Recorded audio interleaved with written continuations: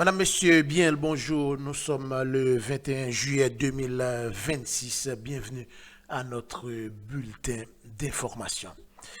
L'ancien président d'Haïti, Michel Joseph Martelly, a été entendu par le juge d'instruction de la Cour d'appel de Port-au-Prince, Jean-Denis Cyprien, dans le cadre du supplément d'information ordonné dans l'enquête sur l'assassinat du président Jovenel Moïse. Selon des informations concordantes, M. Martelly a répondu aux questions du magistrat qui poursuit les investigations sur le meurtre de M. Moïse, tué dans la nuit du 6 au 7 juillet 2021 à sa résidence privée de Pèlerin, 5 ans en périphérie de la capitale haïtienne. Cette audition s'inscrit dans le cadre d'une procédure de supplément d'information décidée par la Cour d'appel de Port-au-Prince afin de compléter le dossier d'instruction. Cette étape permet notamment aux juges d'entendre des personnalités dont les déclarations sont jugées utiles et de recueillir de nouveaux éléments susceptibles d'éclairer les faits.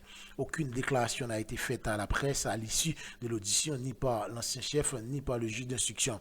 Les autorités judiciaires n'ont pas communiqué sur le contenu des échanges. L'assassinat de Jovenel Moïse, perpétré par un commando armé dans la nuit du 6 au 7 juillet 2021, demeure l'une des affaires judiciaires les plus complexes de l'histoire récente d'Haïti. Plusieurs personnes ont été inculpées dans le cadre des procédures engagées en Haïti, aux États-Unis, où certains suspects ont été déjà condamnés ou ont plaidé coupables devant la justice américaine.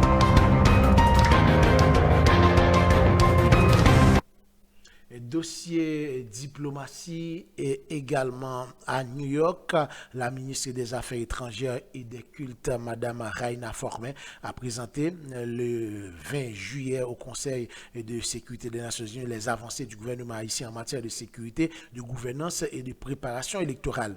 Elle a appelé la communauté internationale à poursuivre son soutien, estimant que le pays se rapproche de l'organisation d'élections libres, crédibles et inclusives. À New York, la ministre des Affaires étrangères et des cultes a plaidé pour un renforcement de l'appui international en faveur d'Haïti lors d'une séance du Conseil de sécurité des Nations Unies consacrée à la situation du pays. Dans son intervention, la chancelière a mis en avant les progrès réalisés par le gouvernement dans plusieurs domaines, notamment la sécurité, la gouvernance et le processus électoral.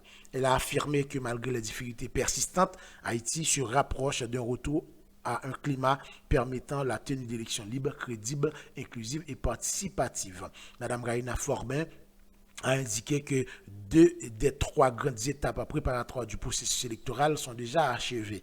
Elle a également précisé que l'enregistrement des partis politiques est terminé et que les opérations d'inscription des électeurs ont débuté. Sur le plan sécuritaire, la ministre a souligné les efforts engagés pour renforcer les capacités nationales, notamment à travers la formation de nouveaux policiers et le recrutement des militaires. Donc, elle a aussi insisté sur l'importance du déploiement complet de la force de répression des gangs et du renouvellement de son mandat prévu en septembre prochain.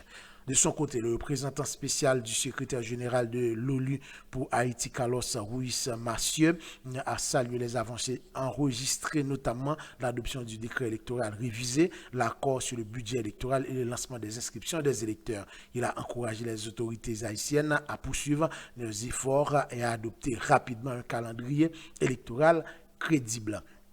De notre côté, la délégation russe s'est dite préoccupée, quant à elle, par les retards dans les préparatifs des élections et les reports successifs du calendrier électoral. Moscou a indiqué comprendre que ces délais sont liés à la grave crise que traverse le pays, mais a exprimé l'espoir que les autorités fixeront rapidement une date définitive pour le scrutin et qu'elle sera respectée.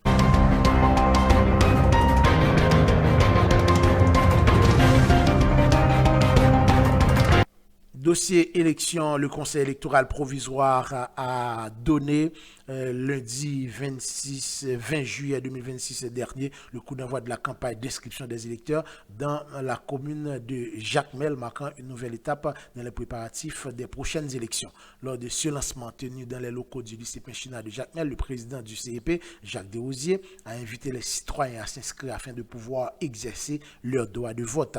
Il a rappelé que seuls les électeurs dûment enregistrés discrétion autorisés à participer au scrutin et qui devront voter dans le centre où leur inscription a été effectuée. Pour compléter cette démarche, les citoyens devront obligatoirement présenter leur carte d'identification nationale. Plusieurs centres d'inscription sont déjà opérationnels à Jacmel, tandis que l'extension du processus aux autres communes du département du Sud-Est est annoncée pour les prochains jours. Même opération réalisée dans le département du Nord et plusieurs autres départements, à l'exception du département de l'Ouest qui se trouve en situation difficile et où le CEP continue d'étudier le processus de sécurisation des électeurs. Toujours l'actualité sur le plan local. Le Mexique renforce son soutien à Haïti dans le domaine de la défense. Une délégation mexicaine conduite par l'ambassadeur OCDE Jesus Cisneros Chavez a rencontré le ministre haïtien de la Défense, Marion Sol, lundi 20 juillet 2026, afin de faire avancer la coopération militaire entre les deux pays. Au centre des échanges figure le départ de 114 militaires haïtiens vers le Mexique en septembre prochain. Et donc, ils y suivront une formation militaire de base et donc destinée à renforcer leurs compétences et à améliorer le niveau de professionnalisme des forces armées d'Haïti et qui s'en suivront, bien entendu. Donc, on va voir ce que cela va donner pour la coopération entre Haïti et le Mexique.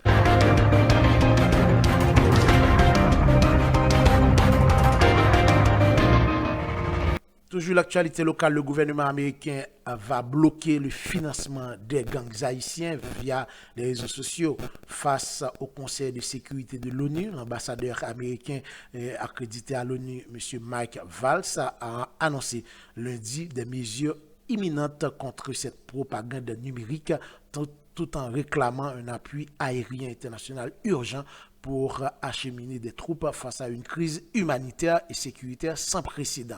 Les leaders de gangs en Haïti qui se contentent plus de contrôler le terrain, ils ont investi l'espace numérique pour monétiser leurs crimes, publier des menaces et diffuser des clips musicaux affichant leurs richesses afin de recruter des mineurs.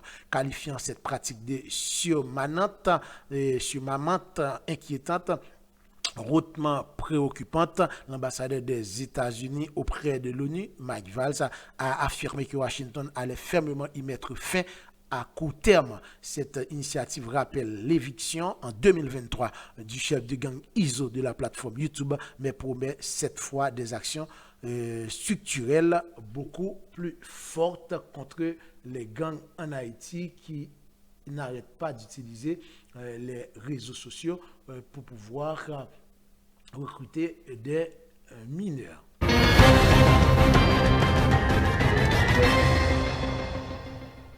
L'actualité judiciaire, le prophète Mark Anson Dorilas a été auditionné une nouvelle fois lundi 20 juillet 2026 par le commissaire du gouvernement près le tribunal de première instance de Port-au-Prince, maître Patterson Dorval, dans le cadre d'une enquête portant sur une présumée affaire d'escroquerie liée à une agence de voyage. Détenu depuis le 8 juillet dernier, Mark Anson Dorilas avait été interpellé par des agents de la direction centrale de la police judiciaire alors qu'il quittait le parquet de Port-au-Prince. Lors de cette nouvelle audition, il était accompagné de son avocat maître Anel Rémy. À l'issue de la rencontre, il a été reconduit en cellule.